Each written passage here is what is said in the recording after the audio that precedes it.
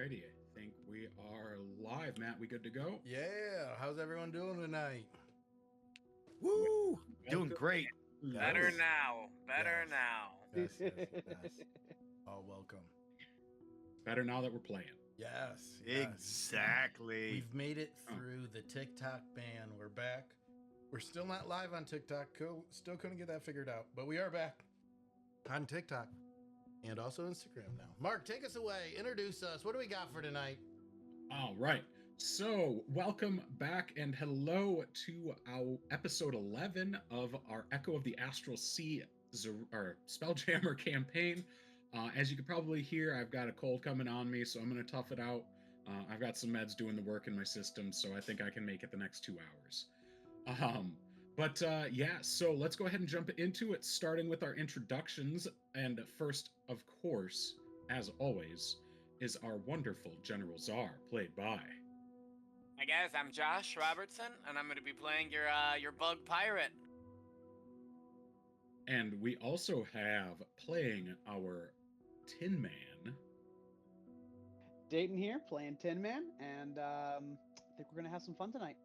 Yes. And in some appropriately blue lighting, we have our Skarok, played by...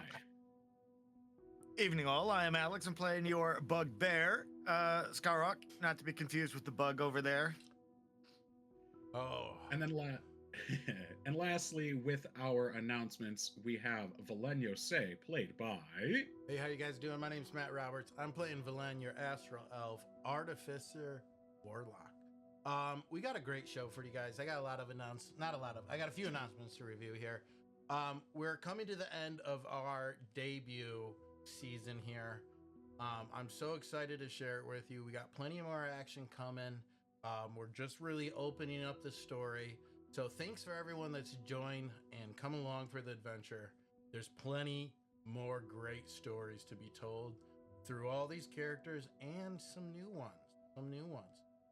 Like I said at the beginning, we made it through the TikTok ban. Hopefully everyone's able to find this stream, even though we're not live there. It's back. It's great. Now we have two communities, Instagram and TikTok, and I'm posting as much as I can, as often as I can. So keep looking there. Keep leaving your comments. I love posting and talking with everyone that engages with us. It's great. And let us know what you guys want to see and what more content you like. Let's see. Other than that, big shout out to everyone viewing. Big thanks there. And let's see. I don't really have too much other than that. There might be a live stream where we get everyone together, not over the interwebs here very soon. I'm trying to put something together. So stay tuned for that. I think it can add to a lot of the magic we bring to the screen for you guys if we're all sharing the same space. So look forward to that. We're gonna try to bring some live games here in the future, real close. So stay Or tuned. the shenanigans. Yep. More shenanigans. All of the shenanigans. So stay tuned for that. We're all super excited over here at the club. We love sharing this stuff with you guys. We love having the opportunity and a place to share. So tell us what you want. We got plenty of great content coming. Mark, take us away, buddy. Alrighty, so last time on Echo of the Astral Sea, we open with our party spending the first few days of their trek home in tension. Tin Man and Skarok, fresh from their jog, amble into one of the cargo bays where Czar is working on the lobster. Skarok seems distracted as him and Tin Man talk until Czar calls them over to discuss the mission and what had happened with Valen. Tin Man asks after the lobster, recognizing it and commenting on some of the myriad models he'd seen in the belt, including the luxury models that include an assistant, or the walking weapons platforms for hostile environments. He offers to assist with the repairs of the lobster on their way back. In their going over the lobster, they realize that it's simply missing parts that had been stripped as it was sitting in the Hakathan cave. Excuse me. In an attempt to look at the sphere once more, Tin Man notices the dove making distance between her and the chest containing the sphere. He attempts not to draw attention to it, but Skarok picks up on it and requests once more that Tin Man keep a close eye on the dove, that the enchantments he'd received were from a close friend, and that his bag of colding was another device made by said friend. When attempting to assist Skerok with meal prep, Rybeck makes it clear that he'll gladly take over and that Tin Man's assistance, while appreciated, is not necessary. Each morning, Velen receives a rapping on his door and rebuffs it the first couple of days. He sends a response to Tarto to inform her that the mission is completed and that he's uncertain of the team. Then settling in to write reports on Skerok, Zar, then Tin Man. Starting with Skerok, he notes that the Bugbear broke protocol and compromised the mission due to lack of care with the dead drop. Later commending Zar for his actions and even writing that Tin Man has done right in covering their escape. He refrains from including his actions in the report. Mikan approaches Zar once more to inform him that they're being followed by at an extreme far distance. Zar heads up to the helm to pick up on the tail, and picks up on the tail. He reaches out psychically to everyone else on the ship to inform them they're being tailed, and adds to the end of his message that if anyone who cares enough to talk may show up at the helm, and it would be appreciated. Zar does determine, however, that the tail is not his ship.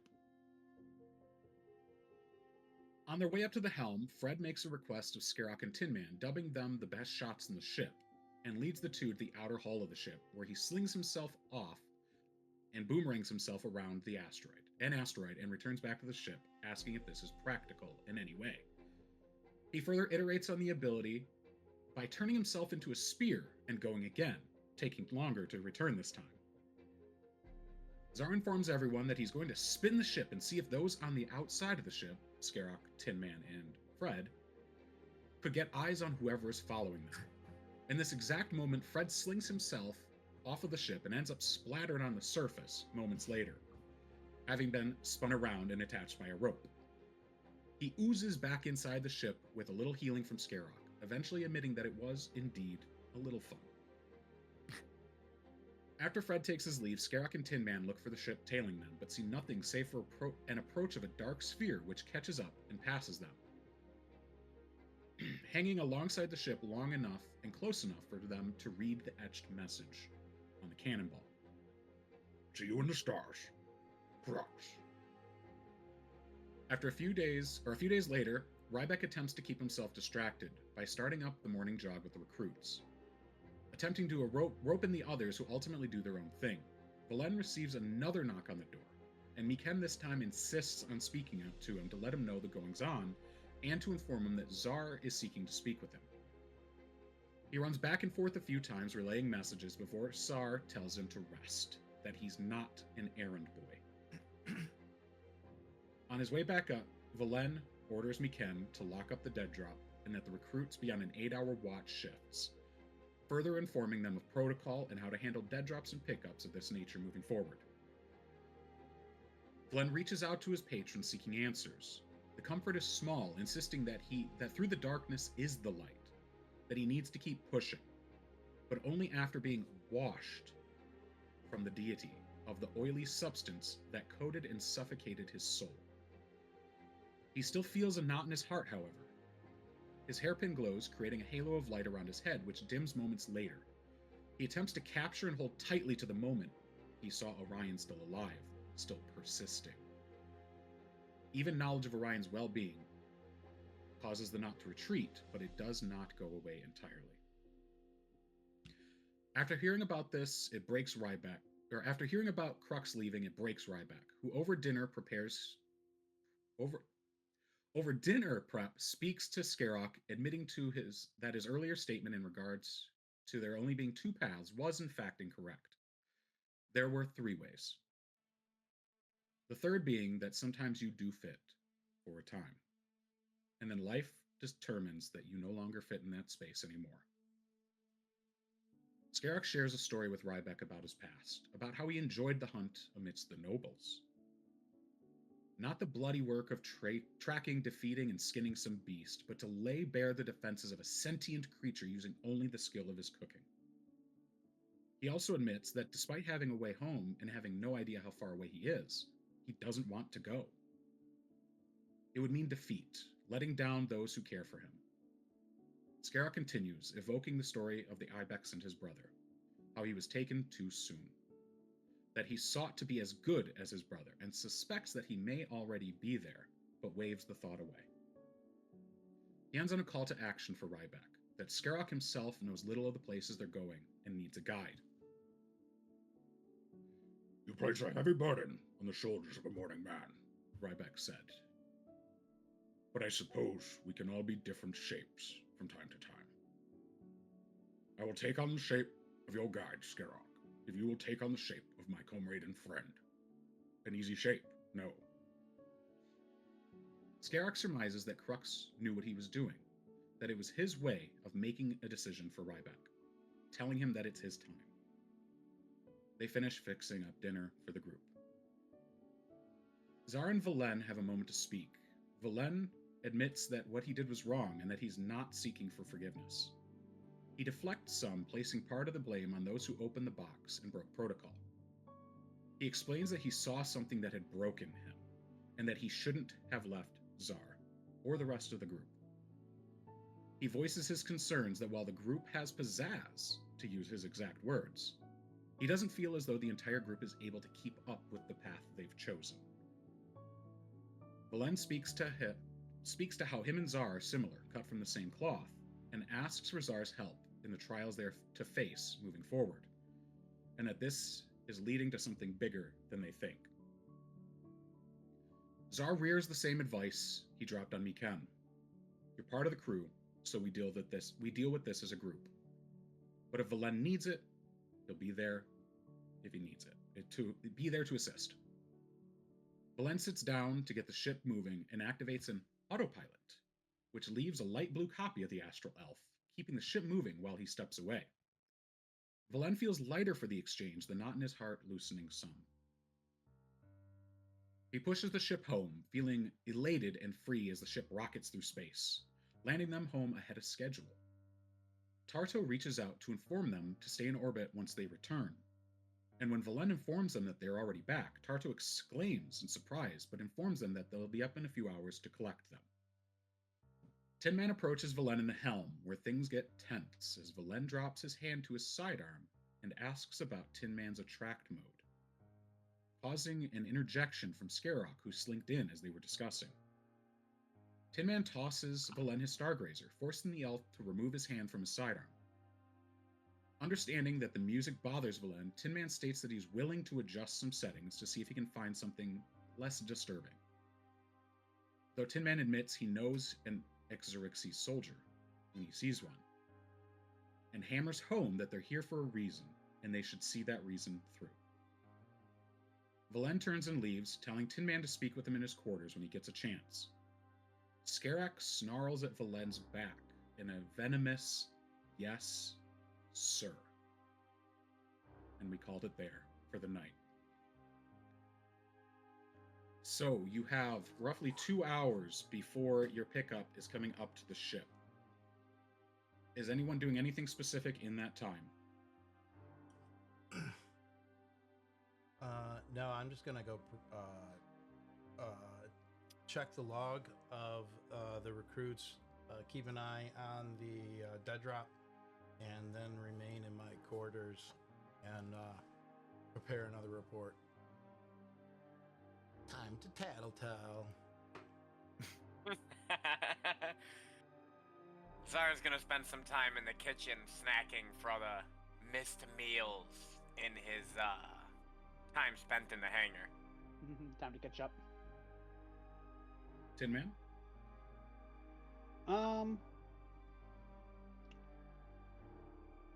Once some time has passed, things have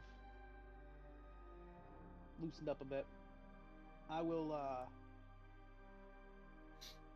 go ahead and take Valen up on his offer and meet him down to his quarters.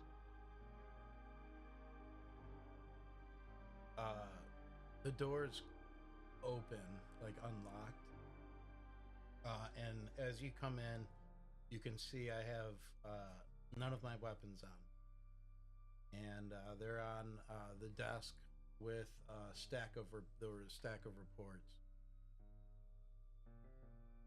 Well, thanks for coming in. Hopefully we can speak in less stressful terms now. Yeah, that was what I was hoping. Gonna kind of approach his desk, pull out the stargazer, kind of like showing it off, put it down. I'm gonna like pull out the heft of the dove and put it on the table, and then like slowly back my hands away, Well, Stays. and then kind of. now that we're all comfortable, let's have a real conversation about what happened down there and how to prevent it in the future. I'm a little bit worried about some of the things I've seen from everyone in the team and what it might mean. And I'm hoping you can bring some clarity to what exactly happened down there because it was a madhouse. Yeah, that's what seems to be the case. But I'll be honest, I was probably the last person to understand much of any of what was going on. I uh, I must come clean to you, Valen. If we're being candid, um, I'm a man of much brass and bold, so I'm told. But I do have things that make my skin crawl if I had any. And the whole thought of going to a world of beholders, thank God we didn't say any of them, didn't make me too comfortable. Now, I'm not the type to turn tail and run, but well, I think you heard the nervousness in my voice when we got there. So I admit I perhaps chose the position closest to the door for a reason. But it was never any intention of mine to leave anyone behind. Nor mine. Nor mine. And I feel terrible about what happened. But when there's a breakdown in protocol, communication, and real just team hierarchy here, these things happen. And, I may be at fault for some of this. Definitely shouldn't have just zipped out of there, but I did give a good look back. And you guys looked like you had it, and I freaked out. I locked up. Same thing that happened when your little siren went off, which I'm still a little worried about, not certain if they're not connected here. And I'm going to kind of look down at the weapons as I finish that sentence and then look back up at him and then, so help me understand that you're not connected to that dead drop and what I saw. Tin Man's gonna kind of lean back a moment, scratch the back of his head. Military man, yeah? I did my time as all Got any, good, what do they call them? Got any tattoos? plenty. Yeah? Any ones you're particularly proud of? I have several. My unit brand is on me, and some other trophies. That's a that's a powerful word right there. Brand. You you chose to join that unit, yeah? Those were your brothers in arms, right? The unit you choose you choose it, but it's also chosen for you. The Yeah. fate of a Xerixian soldier is rarely in their hands, and more of a whim to the higher power and calling in the mission. Ain't that the way of it? Ain't we always at the whims of someone else? I ain't got no tattoos. Not exactly got the makings for it. But I do have a bit of a brand of my own. He's gonna kind of take off his hat and kind of point to the back of his head. Yeah, see that right there? Maker's mark. I debated on filing it off a couple times, but I just can't bring myself to do it. Just like you didn't necessarily choose your unit, I didn't exactly get to choose the brand that I came from either. And unfortunately, that means every day I'm carrying some part of that with me. Uh, I was built to be Well, I was built to be a huntsman. That's why I'm good at what I do. They send me out on missions, and if the person who's paying the dollar is in danger, I shoot to kill. And that's all I existed to do. Once you're cuddled up by a fire at night, laughing, eating, I was as good as a hat rack. It's it's one of them things, you know. You're out of your service now, and you said yourself, you had some good times and maybe some not so good times. But now you're deciding who you want to be with that mark on you and all. There's some parts of myself I can't necessarily control. That embarrassing little functionality there. I don't think I can turn it off, but I do think I can change some of the lights and music. If I can get something a little more low key, I'll have to talk to Blip when we get back to the tower. I think he's the man who's going to be able to help me with that most. I think ain't met we an should autognome like him. both speak to Blip when we get back about this a little anomaly on your programming and, dare I say, my organic programming, which seems to be a bit faulty. What I mean to say, Valen, is if there is any connection between my maker and whatever was going on back there, it ain't of my own choosing, I assure you. And the further I can put myself away from it, the better. Can I do an insight check? You may. Tin Man, are you trying to hide anything? No, he took his head off and showed his maker's mark. He's putting his soul out to bear. Let's go. What?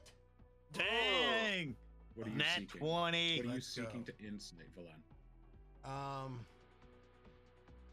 Just not only how sincere he is, but if I know of the brand, if I've seen it, and if there's any connection between that and the event that I lost my family. I don't know if that's insight or investigate. You want me to do an investigation too? So we'll go over the insight first. The other one will be history. Okay. So the insight, from what you can tell, as Tin Man just informed us, he is being sincere. It seems as though he's laying his heart on the table here and wearing it on his sleeve, as it were.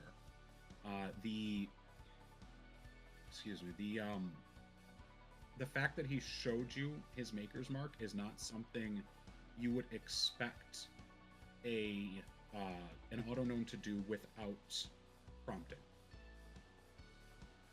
With a 17 in history, you do recognize the mark because you saw it recently. It was Right. correct. So it was the same CF that you and Tin Man saw the autognome displaying inside the Tyrant ship. The exact same mark. When we were first clearing it out and they were all being used for parts for the clockwork horrors. Correct. The So Traveler. yes. So that was when you first your thing went off the first time. Yep. Mm-hmm. And But outside of that, the mark is extremely prolific in the belt. From the parts of the belt you've been in, as far as Xerxian influence reaches, autognomes of that make are not a dime a dozen. They're all over the place. However, they do seem to be higher end models used for, as Tin Man stated, precision precision tasks. okay.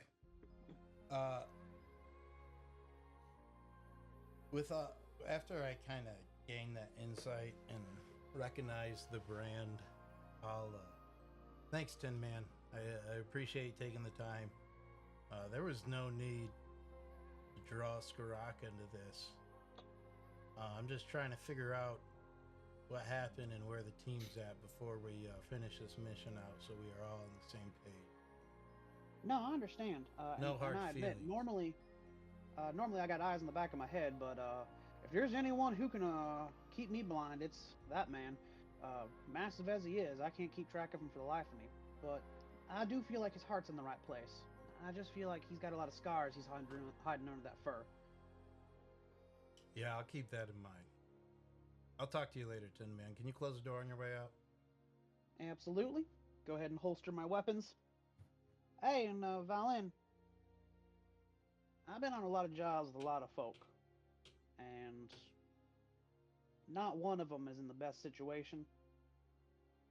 Take it easy on people, including yourself. All right? We're all Yeah. just trying to survive. Yeah. And I'll walk on out. Hey, Tin Man. I don't tell this to a lot of people, but sometimes I feel like I'm fighting a war, a battle inside, and I'm competitive. I'm competitive, man. Well, that's good to know. Means that flame ain't going out anytime soon. I appreciate it. Just kind of wave him off. And then I'll sit down at my desk and like pull out the stack of papers.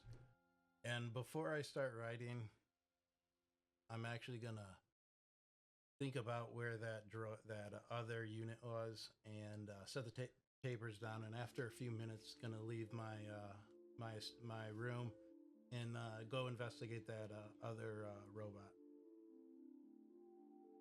So the robot that you're searching for is in the spelljamming helm underneath a heap of scrap that was left there. Perfect. You find it relatively easily. What specifically are you looking for? The brand, and then I'm going to try to just get the body put together and take it to Mert when we arrive, so we can do some diagnostics and run some reports on what happened. All right. When you find it as you had left it, unplugged from its main processing unit and its energy source, as Tin Man had done, and missing 3 of its 4 limbs. It's basically just a torso with half an arm and a head. Putting it back together with the materials you have is you see most of the materials are just basic scrap metal. It seems all wires and other important or intricate precision pieces have been used, filtered out, and made to put together the Clockwork Horrors themselves, most of whom are pretty heavily destroyed at this point. Sounds good. I'll just prep them for landing and just tag it and head back to my room to fill out my report. Okay. Scarrock, what are you doing during these 2 hours? Oh, he's gone. Like, he's vanished. Like, nobody has any idea where he is in the ship. All right. Oh no. Ah, ate one of those meals, huh? I was just thinking xenomorph, yeah. Xenomorph for I mean, if you want me to roll stealth, I'll roll it. Like, it's... Yeah, please roll the stealth for me. I want everyone to know I left all my weapons in my room. Ooh, that is really bad, I think. Yeah, that's a 7. Wow. He thinks no one knows where he is. I can smell At one him. point... It smells like a wet dog. At one point, you're fairly certain that Rybeck makes direct eye contact with you, but he looks away quick enough that you think, oh, maybe he just saw something. But nobody else seems to be paying any attention to you as you move through the rooms. You feel as though your efforts to remain unseen are successful. But you've been wrong before. Sorry. Well, the recruits you can see are currently in the middle of packing up the kitchen kit, all of the materials and everything that were laid out, the unfoldable tables, chairs, even the joy boat that was left out. The next 2 hours go by relatively quickly as, Tin Man and Valen are speaking, and everybody gets their stuff together. By about the end of those 2 hours, you see that the recruits in Rybeck are lined up and waiting for their pickup at the mouth of the opening of the Tyrant ship. You can see after a few minutes, a large, I'm trying to remember my words, tortoise, basically this large floating tortoise with its fins out to the side and this big bulbous eye that you can see into a control room, lifts up. And you can see Mert standing on the other side of the glass with his hands behind his back. And he gives you as the tortoise shifts and moves in, to line up with the entrance of the ship. A gangplank is let out by some of the deckhands, and Ryback and the recruits start loading on. What are the rest of you doing? I'm going to take my unfinished reports and put them in my backpack and prepare to meet the boarding party. I will round up all of my belongings and kind of pack them up with the lobster unit. All right. And Tin Man? Tin Man's not in the habit of unpacking much to begin with, so he's pretty much got all of his fixings already on him. He just readjusts and prepares to move again. You say he doesn't unpack often, but he just did with Valen. Oh. And Skarok. He's there. He'll sleep. Yeah, he'll slink it from the. Yeah. Go ahead. No, I'd say he slinks it. Like, he just similar to with Tim, and like he's gonna keep an eye on the ship. He knows when everyone's gonna be there, and he's ready to go. Like, it's. Yeah, from where you're hiding, wherever you are, you do notice everyone getting ready. Similar to Tin Man, you keep most of your stuff on you. And as Tin Man, as you step off of the Tyrant ship onto the Tortoise ship, you see Skarok in lockstep with you step on at the exact same time. Where the heck you been? Around. Fair enough. Tarto is standing on the top deck of the Tortoise to receive you. Welcome back, recruits. Thank you. Guys, bring the package up. Make sure you deliver it. That thing is volatile. Be very careful with it. Oh, the lobster's carrying it. Yes. So it's a big, heavy chest. It's probably the easiest We way ain't to do carrying that by hand. Nuh-uh. As Czar is in the lobster, of course, piloting this, Tardo, the rest of you see Tardo give a, where did you find that? One of the many treasures from our trips. I'll fill you in here shortly. It was an intense trip.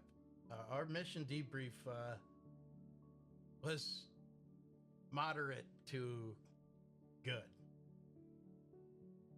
Understood. I believe that Mert has a debrief planned when we return to the Academy. Great. For now, I look forward to it. For now, find yourself a comfortable place amongst the Galatine and its crew, and get comfortable. Galatine. Party. Tarto, where should I set this chest? I'll show you. Perfect.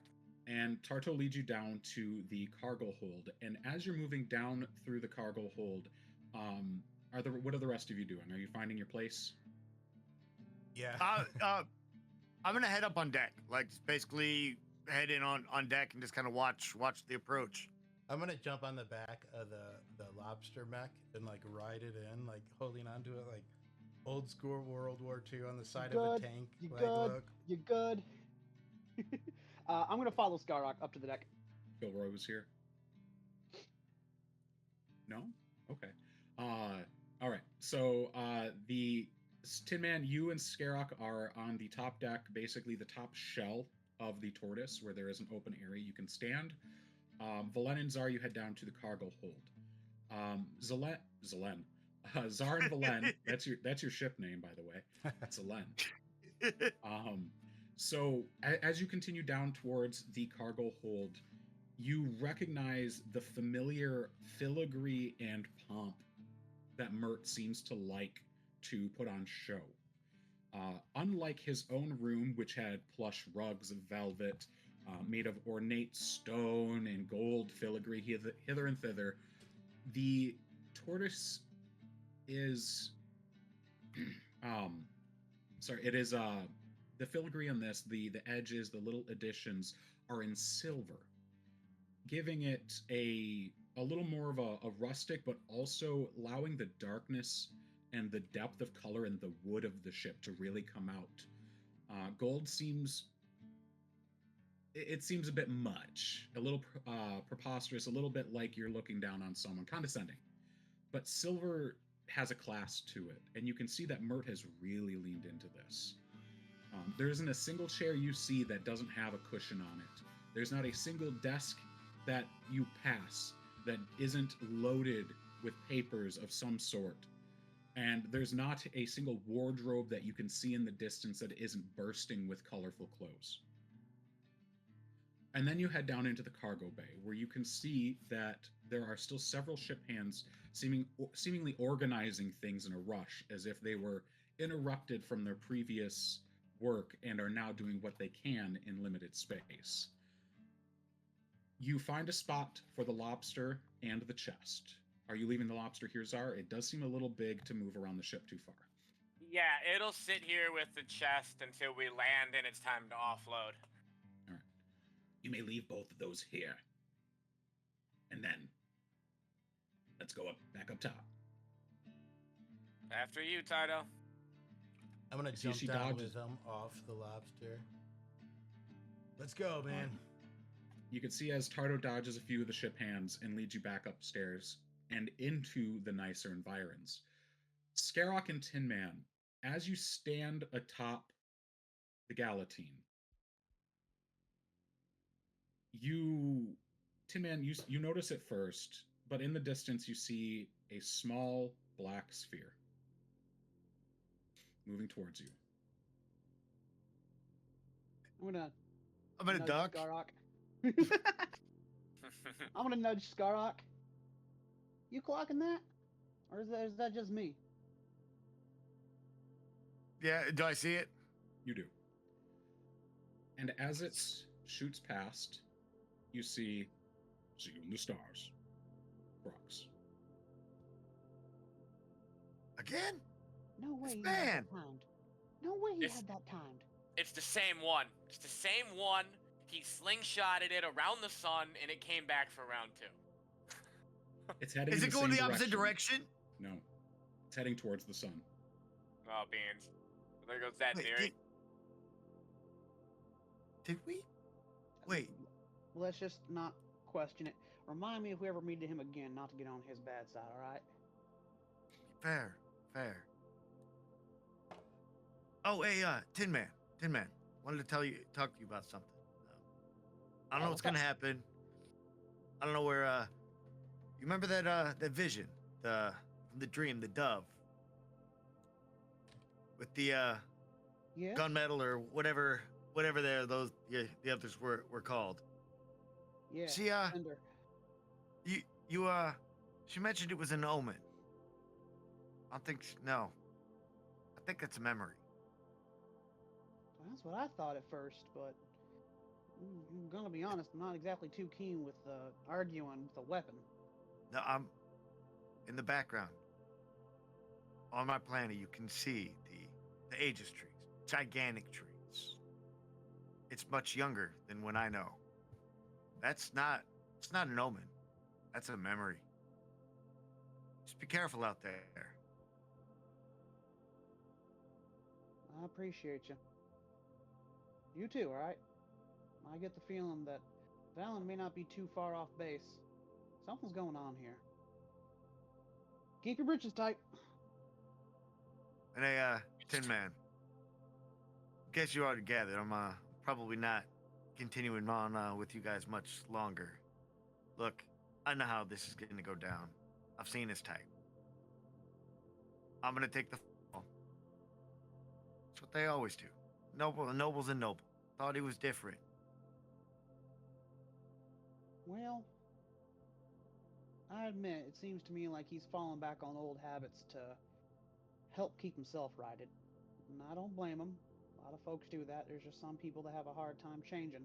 Especially someone like that comes from that kind of background. They drill that into you. And maybe you're right. Maybe this time he will. Which, I'll do everything I can to defend you, sir. You've been good to me. But I like to think that maybe that ain't going to be the case.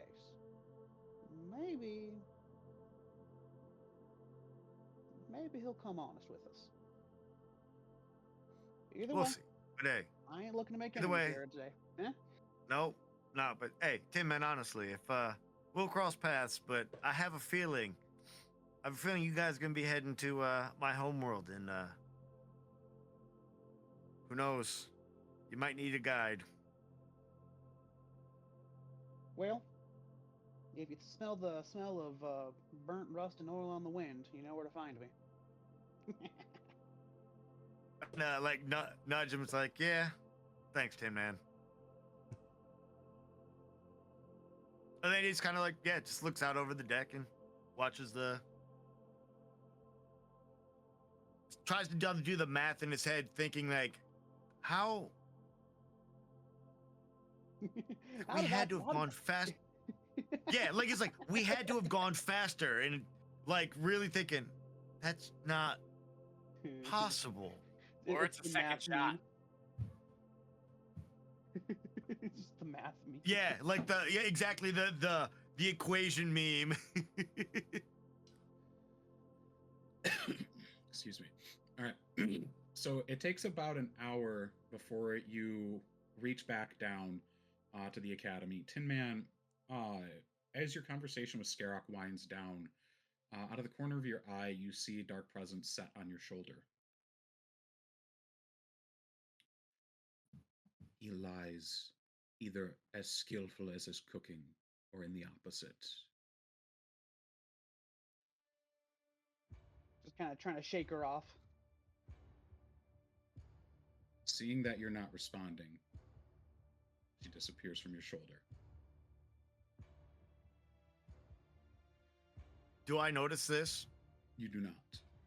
Okay. You First. entering Toral space, or specifically the space around Toral, the atmosphere, you're all surprised as you take a breath for the first time in almost a month. It's not, just over a month. You are not surprised to be breathing. It's just always sudden when all of a sudden your body needs oxygen again, save for Tin Man.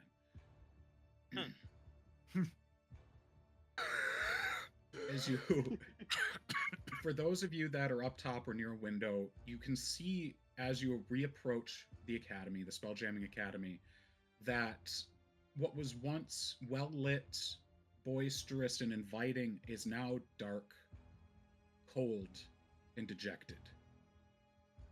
There are no lights on in the academy, save for the upper floors, and you can see, as you saw on the way out, that the entire first two floors have been completely destroyed, leaving what looks to be an upside or a stalagmite. I believe it's stalagmite. They need the mite to hold onto the ceiling, floating in the air. Or is Above. it a stalactite because they have to hold on tight? I always get it mixed up. I always forget. But regardless, the one that hangs down. It All right, looks hit like us up in chat. What's the which one is it? yeah. Help us yeah, out, guys. We're hopeless. let us know in the comments. But wait, they're from Um, space, so it's hard to really tell what is up and down. Oh, You know, like they're the just ship is coming in stalags. upside down. They're stalags. They're just stalag whatevers. Yes. It's a stalagmite, M-I-G-H-T. Because it might be one, it might be the other. Hey. But you see, as the academy, save for the upper levels, is entirely dark, and it's simply floating there above the tumultuous seas of the Sword Coast. The Galatine comes to a rest just above the upper docks, the sky docks, and the gangplank goes out, and people start filing off. You can see as the deckhands go back to their work, the skydock itself now inundated with boxes and crates and other materials that seem to be moving. Or seem to be leaving, rather. You caught us a few days early. We were still loading up. But, if you will, Mert would like to meet us. That'd be great. We got a lot to discuss. Lead the way, please. She whistles over her shoulder, and Ryback snaps to attention and starts gathering the recruits, and they follow as well. You move down to the bridge quarters into the same room that you first saw Mert, Crux, and Tarto getting set up for their little command room, as it were, for their exodus. Now there are several more tables splayed out in what seems to be a random pattern, and each and every one of them is coded in a chaotic splay of sheets. You can see symbols and languages written that you don't recognize or understand across all of these, just laid out in the open. Mert seems to have just got down here and is just sitting down behind a long table that has nothing on it, save for a single sheet of paper. And there are 2 other seats. Tarto files in and finds her seat at the far end, and a couple moments later, she motions for you to take the seats in front of that table. There are 4 set out for you. Ryback and the other 3 recruits find their seat a little further away at a table and wait patiently. And after a moment, Blip ambles in and takes his place at the 3rd seat, all 3 of them looking directly at the 4 of you. Welcome back. How was the trip? Eventful. Successful, but difficult. Definitely You not always usually expected. are. Yes. I apologize, Tin Man. What had you say? Definitely not as expected. Ah, so you came across some unforeseen circumstances. You could say that. Few. Well, Czar, tell me. How did this go? Well, we arrived on the planet, entered the Dead Drop Locations cave. It was infested with Nosferos Hmm. and their queen. Queen. Queen. Certainly not something I would expect to have seen in Tarl space. Yes. Very concerning. But we found the dead drop, checked its contents. Some of the Nosferos had eaten through the bottom of the chest. So I fired up a crab mech, and we hauled that chest out of there. A crabaratus. A Very lucky that was all. crabaratus. See. And, I presume it was the queen that you say were the unforeseen circumstances, correct? Yeah, that would be correct. Mostly correct. Mostly. Say Mind your you, piece, Tin Man. part of my concerns,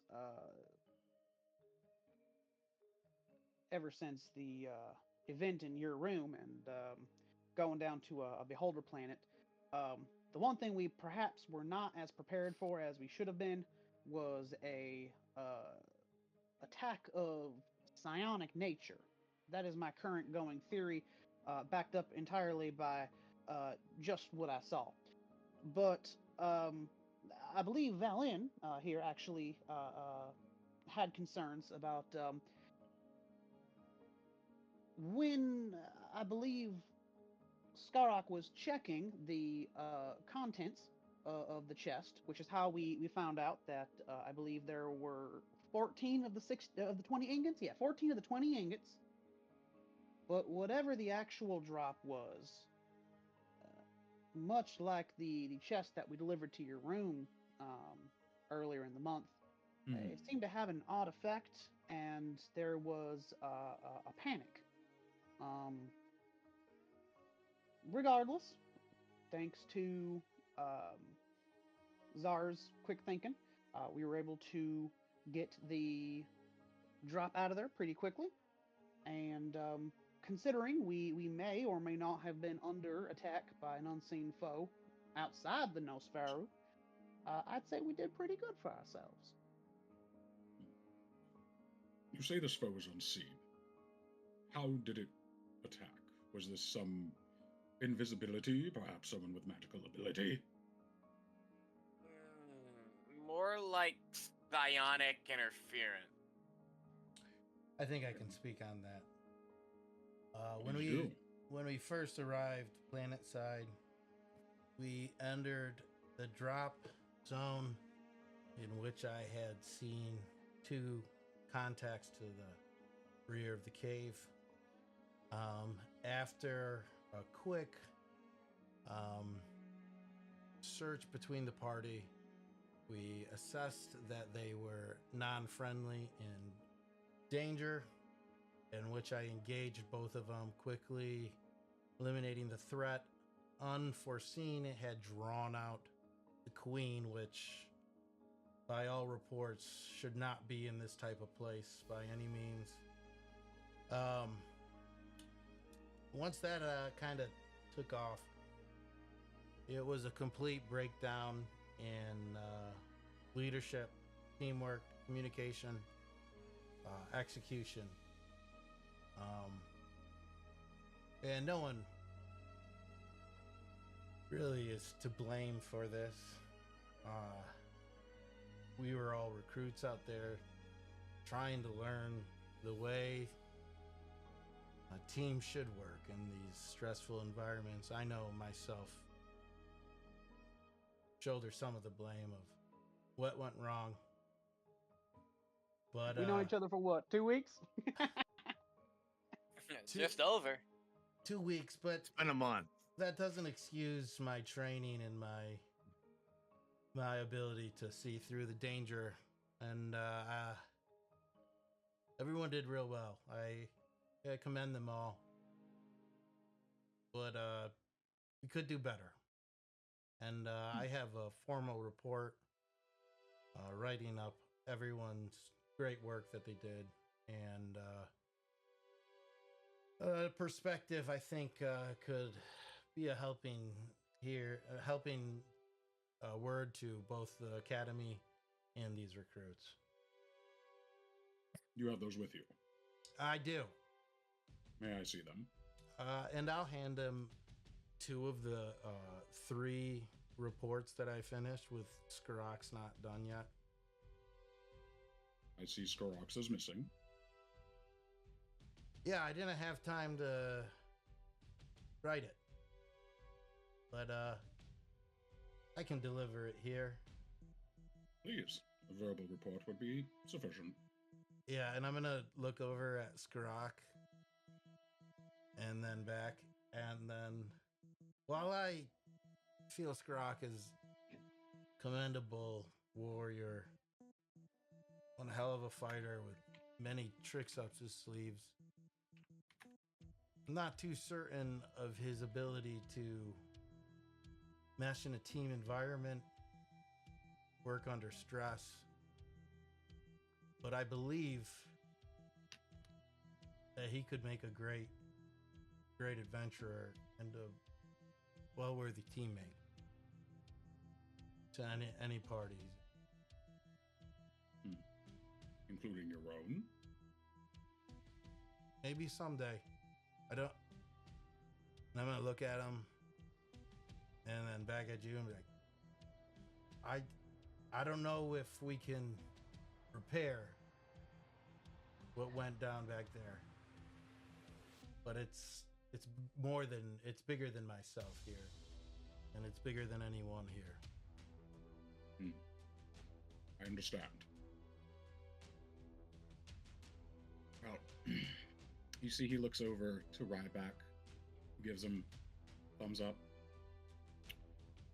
Well, Ryback speaks for your efficacy and your capability, as do Mikan, Cricklet, and Fred. I would like to thank you for your first mission and job done for the Spelljammer Academy.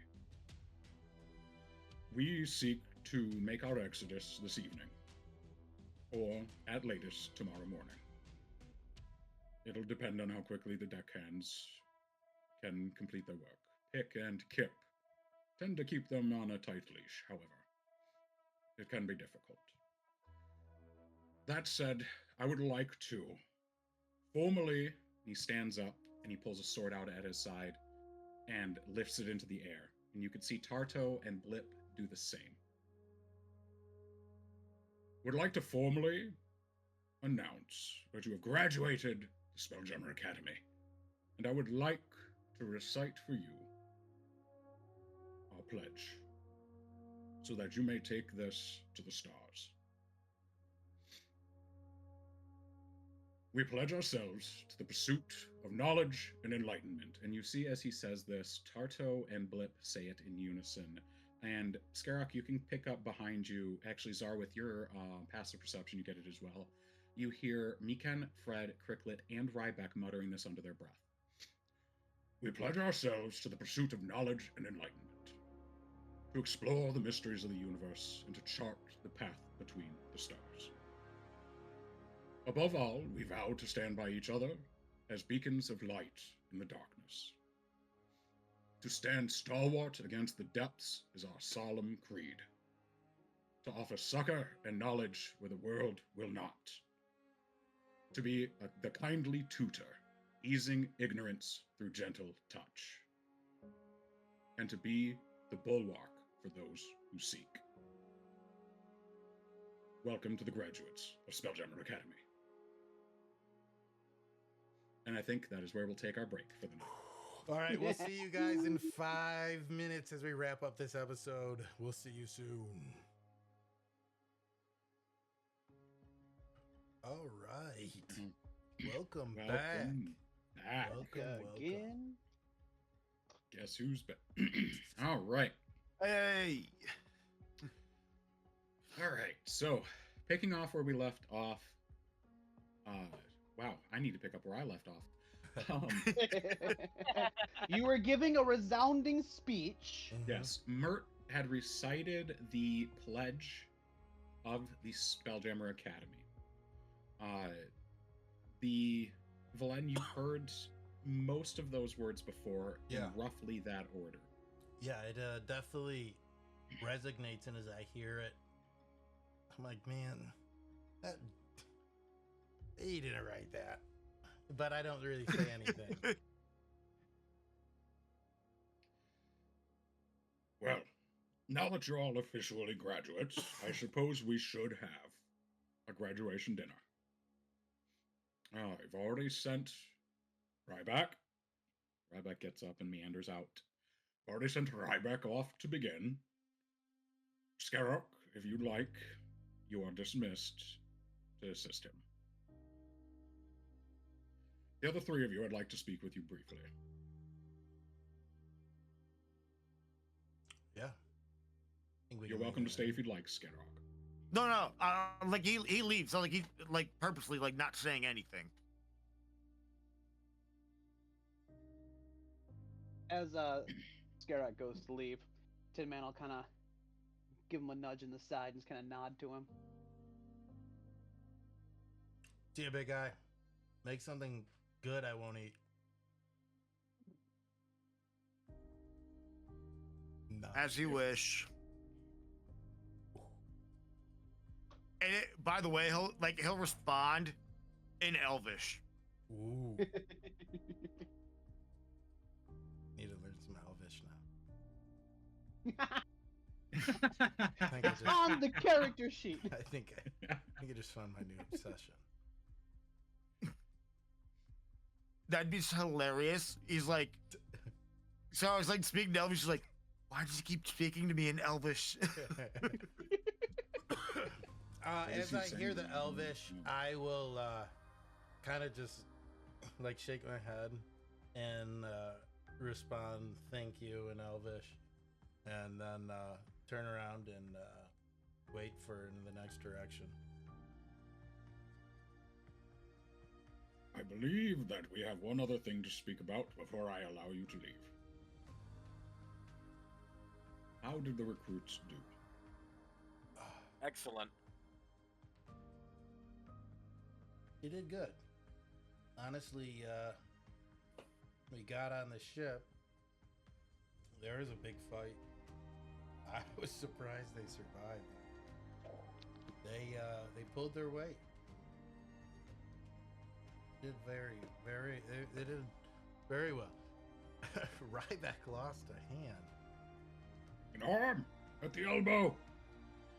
Yeah. Me and He's not going to say Scarrock that, but both Yeah. happened to reattach it. Yeah.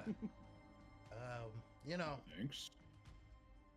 Mikan in particular stands out to me as an exceptional lad. See, he looks over to me, Ken. Is that so? The reality is per the previous conversation, this group of ragtags that you brought together, we're we're a gaggle of egos, if I'm entirely honest with you. And Meekin made it a point to really try and help smooth that out. In my personal experience, you can know how to spell jam all fine and well. It's a skill for sure, but when you're out there for days, weeks, months on end, Once. yeah, it takes its toll. You really got to be able to hold yourself together. And I'm gonna be honest, your recruits there, I'd say they just about held themselves together better than half of us. Very They glowing praise. they held their own for sure. I I gotta just quickly mention the lack of transparency that was given to the team about the dead drop. That was extremely dangerous. There should have been a little more briefing on that. Were you wanting? Ah, yes. You wanted If us we're to uh, open it. if we're on the topic, what's this all about? Well, the metals themselves offer us to establish a financial foothold in the belt and get our new academy running. The augury that you procured, the sphere as it were, is meant to lead us to something very important. I believe those in the belt. I'm not quite sure what you refer to it, but it is a dreadnought that we believe carries an immense amount of ortsite. A dreadnought Correct. abandoned? We know not. But those have. Many have said to have seen it in the Heartwood or traveling through the Vale, both places that are extremely hostile to your average go getter, and even just as well to those who go prepared. That However, explains why it's gone so long untouched. If it's Correct. untouched. As far as we're aware, the augury is meant to lead us to the dreadnought. That's not going to Well, lead you anywhere. I saw What do what you mean? it spoke to me. I saw it. Well, it's psionic. Auguries do not speak Velen. But whatever it is, it connected to me in a way that's bigger than a dreadnought full of trinkets. You do not know the significance of Ortsite, then. Understandable. That said, the dreadnought itself is incredibly important, and the augury is meant to lead us there. You say there's something that's been done to it that it speaks. And auguries themselves can be finicky. However, I will look at it. But what you're saying does not sound familiar to me. Nor is the advent of the Nofero. If they are in that cave, then something much more drastic has happened. Something much more concerning. And for that, you have my gratitude for getting both the recruits out alive, and my admiration for making it out yourself. Yeah, it was. I believe. Say your piece. It was difficult, but it was a good mission. I'm glad to hear that, especially from one as experienced as you. Yeah. That said, you should go eat or enjoy your last few hours at the academy. While you may not have been here long, it was our home, and we hope that we were able to share that with you somewhat. Tin Man, I believe Blip would like to speak with you. I'd like to speak to him. Mert stands up, taps his folder or his papers, including the reports, and walks out the door. Tarto stands up from her chair and moves over to speak with the recruits, and Blip stays seated in the center.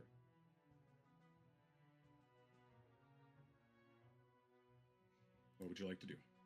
Zara will get up out of the table and he'll walk by, and he'll kind of pat Mikan on the shoulder as he walks into the mess hall. He'll give you a small abbreviated salute, and you can see that his expression is pulled into barely restrained pride.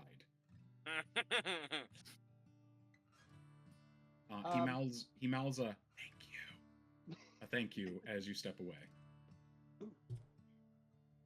Valen, Tin Man, you were saying?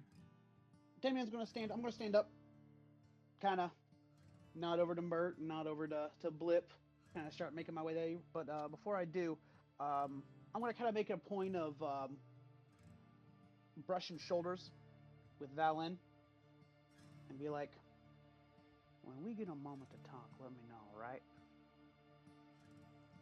I kind of nod my head, and I'm gonna look back at Mert and then Tin Man, and I'm gonna be like, "I'll see you in the mess hall,"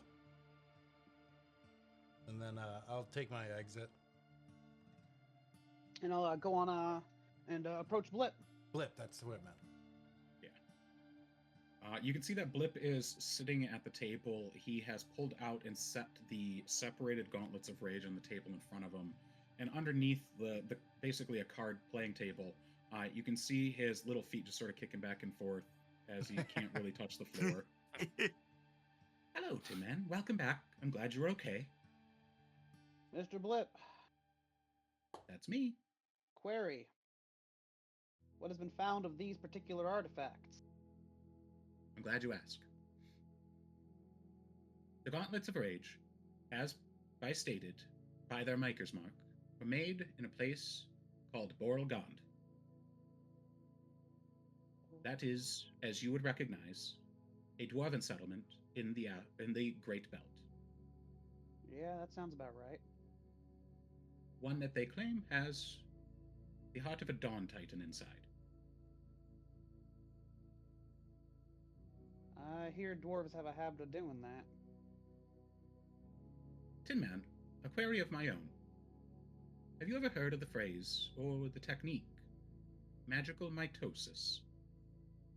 Magical mitosis? Not off the top of my head. I was unfamiliar as well, until I did some searching. It seems to happen within a body of... how to describe? It seems to happen when, within a body, two portions of mind disagree on something, to such a severe extent that they try to separate.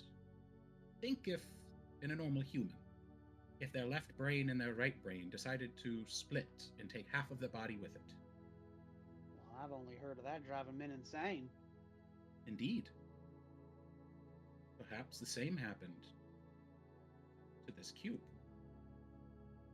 The question is how and why. That's gotta be one powerful effect to do something like that. Indeed. And the magics of Morgond are extreme. Yeah, dwarves often are. They have a habit of making an art form of everything. Now my question is just why did these end up in the crate sent for your boss there? My employer, I am unsure. But the Maker's Mark dictates that Boral Gond created them. So you have a receipt and a place of purchase. So you're thinking maybe we should go take a look at the factory? See what we can find? I believe that that is your greatest choice of path. Finding my words. Greatest choice of path towards victory. I see. I would like to state that the Bolier dwarves of Boral Gond, also as you may know, is known as Gond's Anvil. They are extremely devoted to their craft. And when one speaks ill or even makes a perceived slight of their craft. It must be done intricately and carefully. Oh, I know. I know about their little black book of grievances. Believe you me. Right. On the one hand, I feel like this is something worth investigating. On the other hand, kind of look back at the rest of the party. That's going to be tough. Well, if we're heading out that way anyways, might just be a trip we have to make. I'll let you know what I find, all right? Many thanks, Tin Man. And if you learn anything else about Liner, please send word. I will. I will. Speaking of, kind of looking down at the dove, you you wouldn't happen to know anything more about the nature of living weapons, would you? I know only what I experienced when traveling with Liner. And so my experience is limited in scope to specifically the dove. What can you tell me about her? She's a fickle lady from what I can tell. I know little, as she spoke only to Liner. However, she does have a very strong sense of opinion. So I've noticed. Liner often argued with her about it. However, he often acquiesced to her side. Well, good to know I'm not crazy. But you seem to trust her then, if that's the case. Hmm. That said, she can be a bit vague. So I've noticed. Hmm. All right. Well, if we're gonna learn anything about the liner, it's gonna be out in the belt. I'm willing to bet that much. Um, one last question for you, if you Boss, could. Just I admit I'm pretty detached from my own culture anymore, if that's what you want to call it. Um, have you heard any news about Fapelbrand? Um, have they made any big moves lately? Any new lines? Anything I should be aware of before I go tumbling back into the belt? from what I've heard and seen in my recent foray out to the belt some weeks ago, Fapelbrand Industries seems to be distracted. Their continual updates of newer models has been slowing, and Calcitrix himself seems less inclined to make public appearance. We believe that he is busy with something, and That's unusual for him. we believe he's taken Gungnir with him.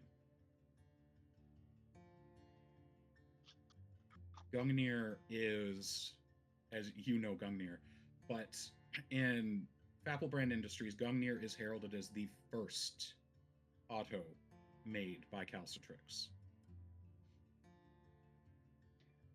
All right. Wow, that is interesting to know.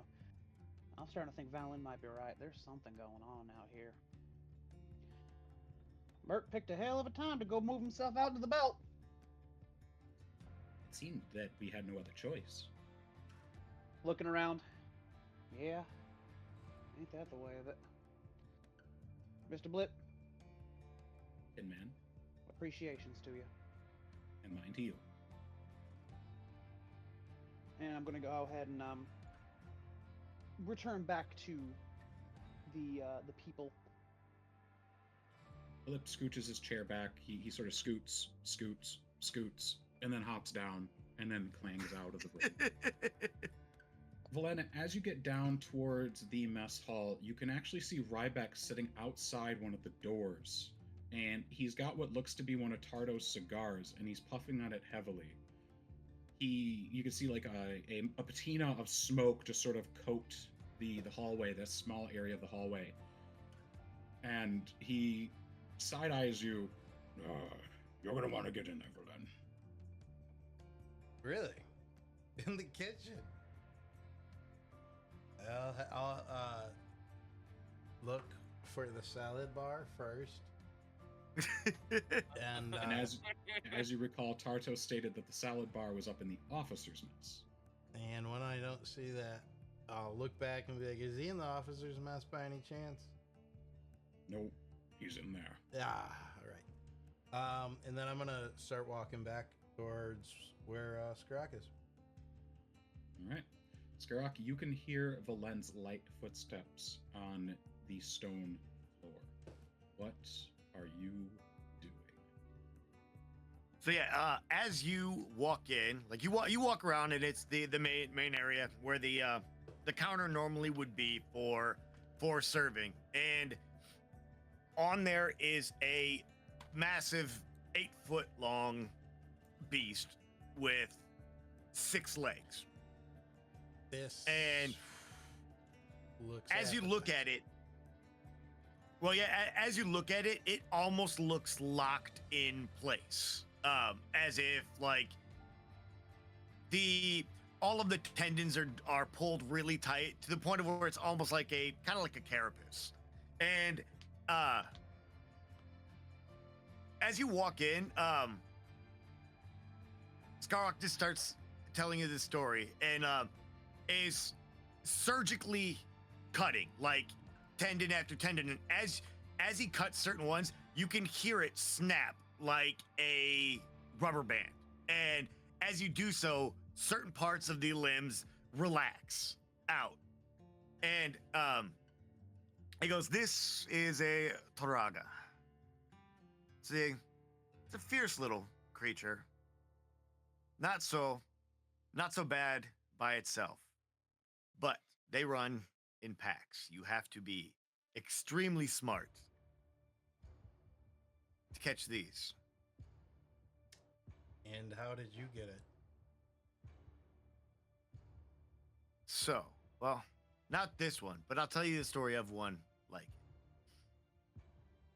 Usually with these, you hunt in teams, pairs, someone you can trust, because when you take the jump and try to trap kill these beasts, it must be quick, quiet, and deadly. A single sound will trigger the rest of the pack, which will swarm, and good luck getting out. And as he's telling you this story, like he's looking you dead in the eyes, and it has a lot of parallels to the last story. And you'll notice behind him is a box. Looks like it's about the same size of the box that you saw, that me can lock up. And there's a faint orange glow behind it. And on it, you already see 2 of the legs that he'd previously cut off, grilling on it in the background. He goes back to telling you, "The last time I hunted one of these, went out with the team. It was me and a random team put together by this noble. He wanted a feast. He wanted something no one had ever cooked before. So they brought me in, put a team together, and we tracked the beast. We showed them where it is. It came time. And rather than waiting, the noble's hunter spooked. Thought it's like, no, we have to do it now. They're getting too close. He jumps too soon. Startles the pack. We barely alive. And at this point, he's finished cutting most of the beast, minus the last tendon that runs along the spine. And as he cuts it, he cuts it, the head springs up, and he's basically gonna whip around and throw the knife through the head and hit the lights. And as he does so, like, basically, you're gonna see it's gonna go dark. The grill is gonna flare up red and it's gonna paint kind of like a crescent symbol, more or less basically what what you've hinted at. So, what do I see, DM? Well, I'd like you to make a wisdom save for one. All right. As Scarrock goes to cut the last tendon, you hear the sounds of ripping and snapping bone and sinew as the head springs off of the body towards the fire, as if in a last moment of life, it came back to attack that which sought its end. And in the flick of a wrist, the head is stuck to the wall, through the head and through the stone, as it sticks. And as the lights go out, the flare kicks up, and as Alex described, the head casts a shadow. And every instinct in your body, the entire room turns red, and the way the shadow is shaped, it has these curling horns where the fur seems to stick together, or this almost smile as the jaw is off to the side, and every cell in your body yells at you, screams at you to get out of this room. But despite what's happened, Scarrock has yet to actually threaten you. And you know what a threat is. You do not. You feel as though Scarrock could be threatening. But I will let Scarrock take over from here. Yeah, so it's dark. You kind of see it flare up, and more or less, the two times I've seen you lose your cool are both in more or less. I am trying to replicate that, because you mentioned things not going as planned, leaving things out. It's like, oh, I wouldn't make a good member of your team. A lot of this story is anecdotal, my friend. And I'll basically kind of move over and turn the lights back on. And you'll see on Scarrock's back, like you see scars all over his arms, but prominently on his right shoulder blade are jaw marks. Like there's a giant chunk basically taken out, and his entire back looks like, basically like he's been impaled. I barely survived that one. Taken back by this imagery, the story, Belen gathers his thoughts and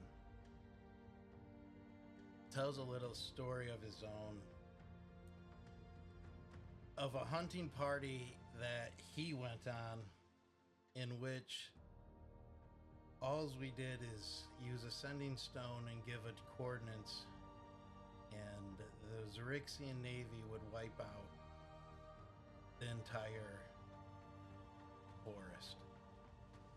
And the vision, the images that I see in that fail in comparison to what he tries to show me here, and invokes anger, but not of the same type from before. When I had my encounters, but more of like, you're just trying to be disrespectful now and trying to agitate something bigger than he can even understand, and not taking the bait. He reiterates the horrors of war that he can't even comprehend, that a little hunt in the trees seems like a day off compared to what he's seen. And then asks him if he's prepared a vegetarian side for me. You hear heavy steps from behind, and a large hand fall on your shoulder, Valen. No, he left that to me. I'll kind of like shrug his hand off and kind of like stick my finger at him, like, it better be good. I'm sick of eating this trash all the time.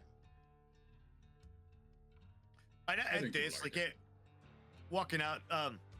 Scark will take the two legs off the grill, and then more or less just take the rest of it and just sweep it all into the rest of the remains into the garbage, and kind of wipes his knife off on his apron and just says, "Valen, I don't harbor any ill will, but I will tell you this: you need to get whatever's going on in your head together, because you're gonna get my friends killed."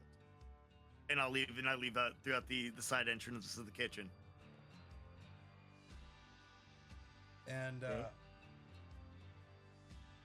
I'll kind of internalize that, but then kind of remember like him absolutely attacking everyone multiple times, and like just like thinking like, what the heck is going on here?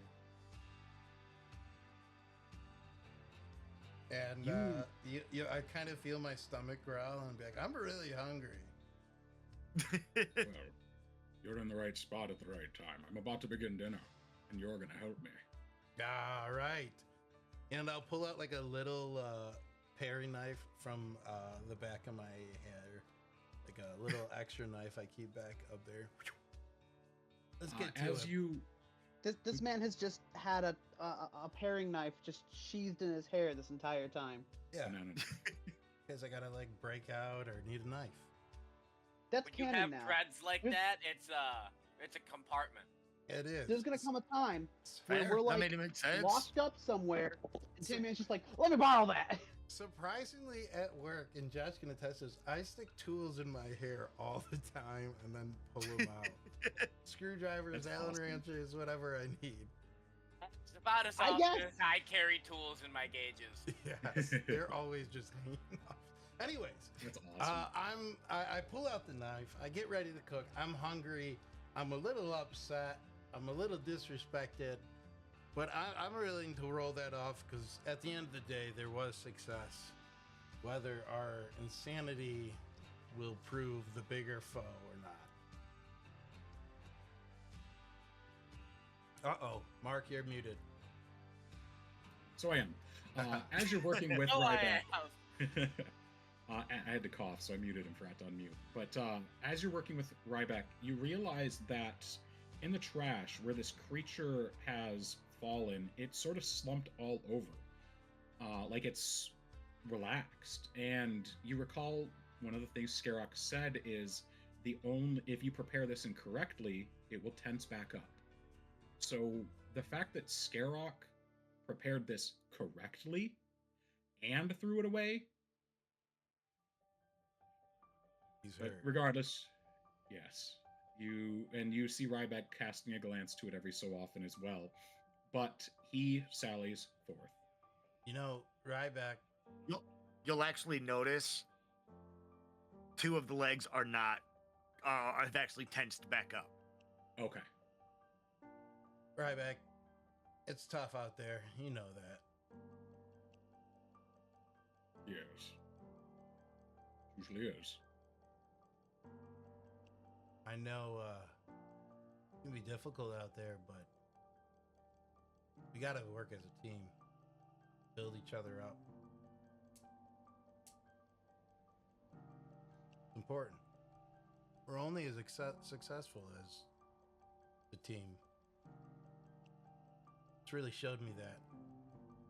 Important. I learned a lot out there.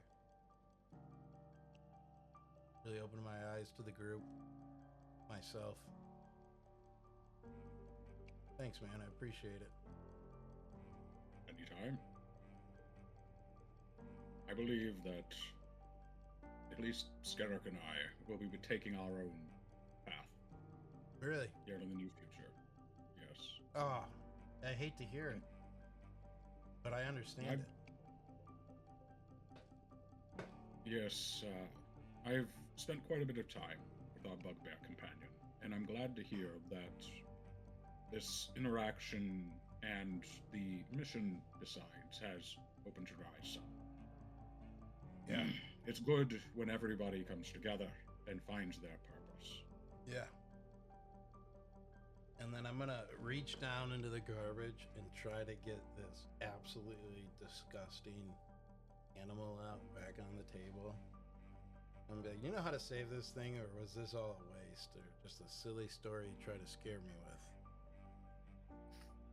He pulls out his wand of prestidigitation, taps it on the beast. It's clean. I do believe there is something we can do. However, it looks like part of it is, and he motions towards the two legs that are tensed up, and he knocks his hand on it. And as he knocks on it, it almost feels like bone, or sounds like bone hitting stone with how tense this is. I do believe that that entire portion will not be presentable, That's okay. but I believe the rest of it we can do with. I might even try this disgusting beast that should have been pulverized with a That's the spirit. fireball. That's the spirit, Valen. That said, if it makes you uncomfortable, you do not need to eat it. I understand we all have our preferences. I'm gonna take Valen is just, this whole thing is just Valen secretly trying to hide the fact that he friggin' loves Skarok's cooking. yeah, and then I'm going to find a little piece and season it the way I like. That way, if I have to try it later, I know where to go. I'm just thinking of the one SpongeBob scene where he just takes the tiniest bite of the Krabby Patty and he's like, "It's the most horrible thing I've ever had," and then later he's digging it out of the trash. Basically. So continue helping try to finish this food as I internalize the last mission and the events that just happened. The next couple of hours are spent prepping dinner for you, Valen and Ryback. Czar, Tarto, you see at partway through the day, or within those next couple hours, you see that Mikan trods up and stops next to you at attention. Czar, sir. Yes, Mikan? Thank you again.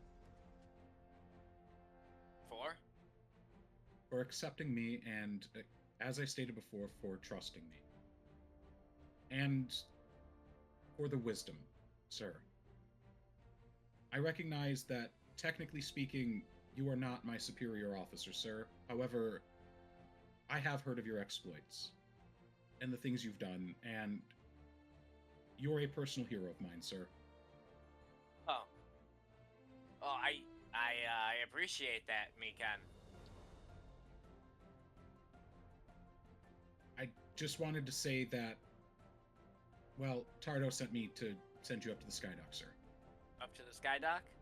And you see whatever he was going to say, he buttons up, he gives you a salute, and he turns and walks away. As I walk away, I'll chime into his head without grabbing his attention as he's walking away. And he goes, You are free to speak to me as an equal, Mikan. And if I'm ever putting together my own crew again, I'll let you know. You see him swell, almost glow. Even though his back is to you, you can see his entire being straighten up, his shoulders, they firm up, and he moves on with almost a march, as it were. And he doesn't say another word, but he does depart, and you can see that whatever, what you said to him had an effect. But yes, Tarto is waiting for you in the Skydock. Oh, then up to the Skydock I go.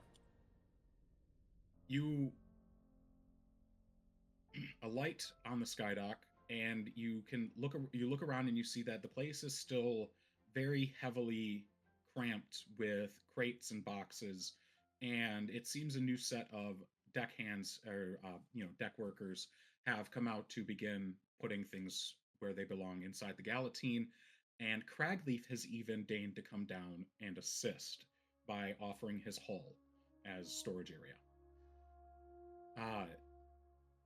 Tarto is standing off up on the lip of the Skydock, with her hands clasped behind her back at an at ease rest, staring at the sky over the Sword Coast. She does not seem to have noticed you there yet. I will walk up, stand right next to her. Not like right next to her, but, casually next to her. And chime in and go, "You're gonna miss it here, aren't you?" You have sharp eyes.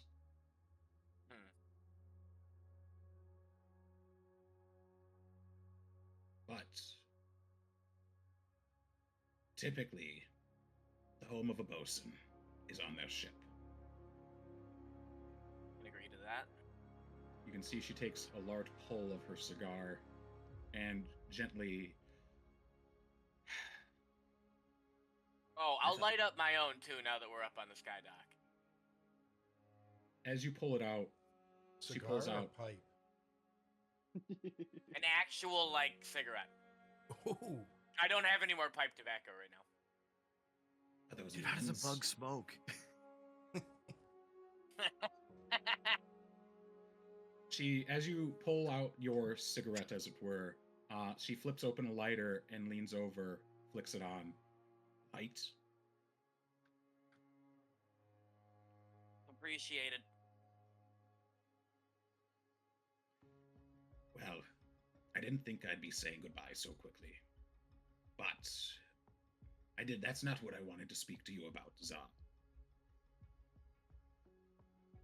I have seen your team, and Mert insisted that we carry forth. You were the only four we had. Only four capable that we had. And we recognize and understand the stress and expectations we've put on your 8 shoulders. That said, I wanted to say that if there is anyone I trust outside of myself, Mert, and Crux to keep this team moving forward, it is you. I read the reports. Mert didn't read them, he gave them to me. Yeah, that checks. And both from Valen's testament and Miken's own, you took the reins when the current command structure fell apart. Well, I've been a captain on a few ships, so... Well, it shows.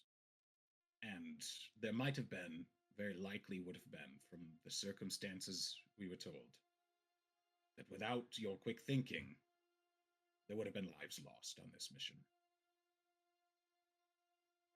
I do make it a point to not lose crew members unnecessarily. A wise. But policy. necessarily. you You've been gotta to go. war.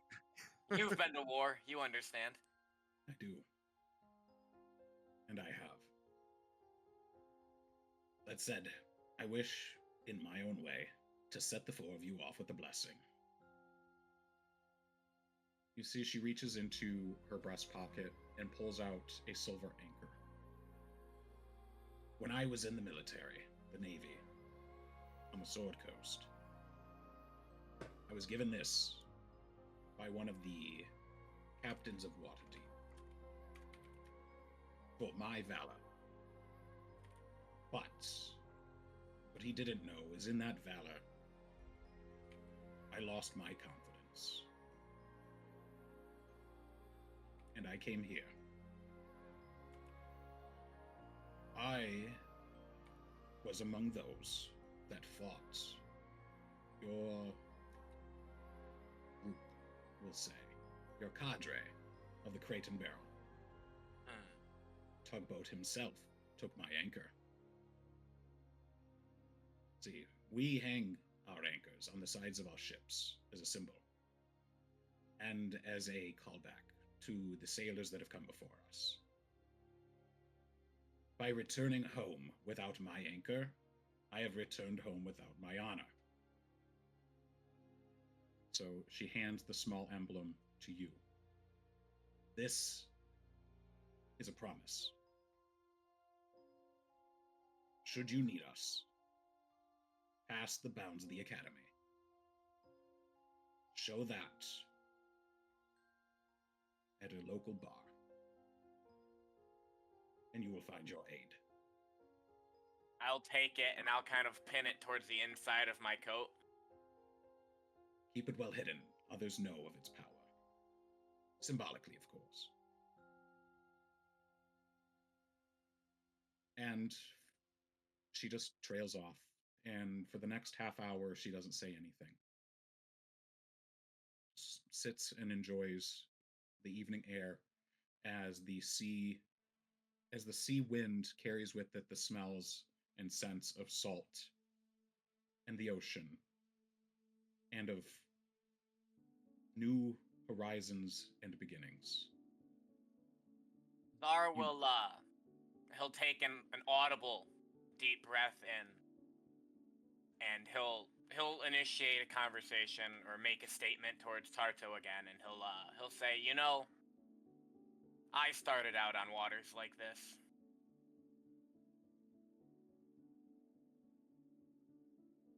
Feels like yesterday, doesn't it? Huh. You're not lying. Yes. Go ahead.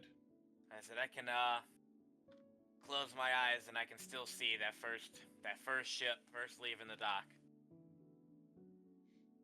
The first time you were nearly capsized scared the spirit out of you.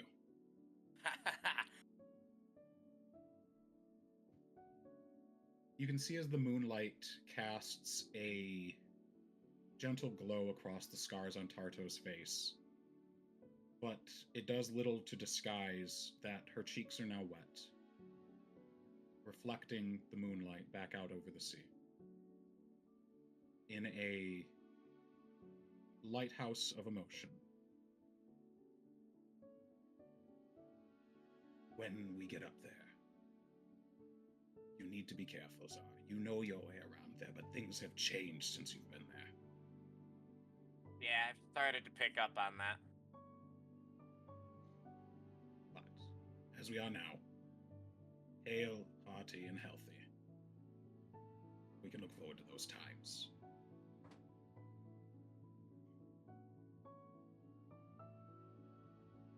The waves lap in the distance, and the moons of Toriel rise higher in the evening. And you soon hear the sounds of warmth and mirth, and of obscenities yelled too loud in jest, and the sounds of bodies in a ritual of spite against the hard times. Sounds like dinner's served. Shall we? We shall. And I think that's where we're going to call it for the night. I have one more thing I want to say. Yes. As we're breaking, Zar's gonna reach out to shake Tarto's hand and thank her for everything she's done for me. From the first time we met till now. Thank you. My pleasure. And may this be a long-standing friendship. Agreed. And- DM, Yes, sir. if we may have just like one more moment, please. Of course. We still have 7.5 minutes. I know I was starting early, but I didn't want to get into too much. Go ahead.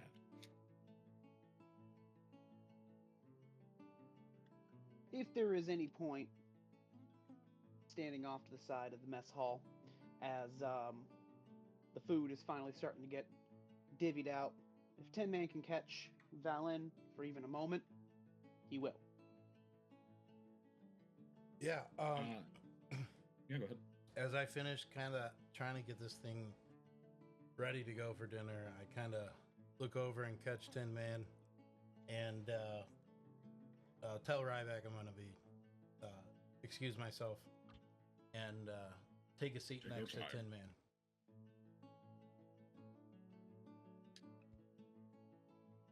So, Look like you're having fun. don't tell anyone. Secret's safe with me. It's an open kitchen. Everyone can see. Open secrets are still secrets. True. They are. What would you want to talk about, Tin Man? Yeah, you know. Goodness, this has been a crazy past few weeks, and it looks like it's only going to get crazier from here. Wow. I admit I ain't stuck around with the project this long before. It's usually much more in and out for me. But well, I'm here to stick it out, see what happens. But yeah, just a little concerned though. I mean, Is there anything? there's a lot going on in the belt. It sounds like. I don't know when the last time you were there was, but it seems like things have been shifting at light speed over there, and I'm a little worried that we may not be as ready as we think we are. What's more is it's Dreadnought they were talking about. Well, I'm sure you know what a Dreadnought is. It's big old ship, big as they come, capital ships in some cases. But Very familiar. you got to ask, you know, who's out here with a Dreadnought, right? Now I can't be certain, but remember how I said that psionics and mind things that kind of make me a little uncomfortable? Yeah.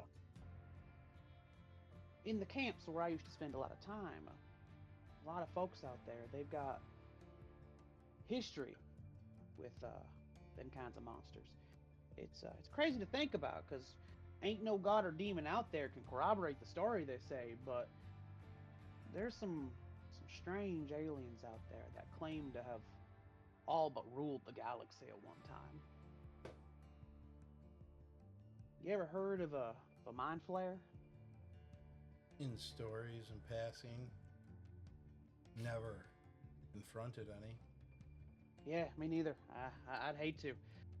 I admit my old teacher kind of put the fear of the gods in me on them. They do some terrible things, and it ain't just one and done. It's generational from what I hear, which is just terrifying. I don't even got no mind to flare, but I admit it. It makes me uneasy. You think beholders are nasty. The thing is I can't say for any certainty, but with this supposed ancient galactic empire they once had, if there's a dreadnought hanging around with a whole bunch of Ortsite in a place where ain't no one been able to get to, well, I've been told that if anyone had a fleet like that at one time, it was them. And Who?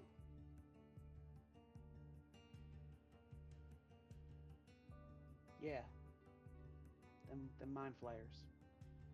If the rumors are true, I'm just saying. The mind flayers? You and Mert don't seem to agree on what that what do you call it? That augury was. Yeah.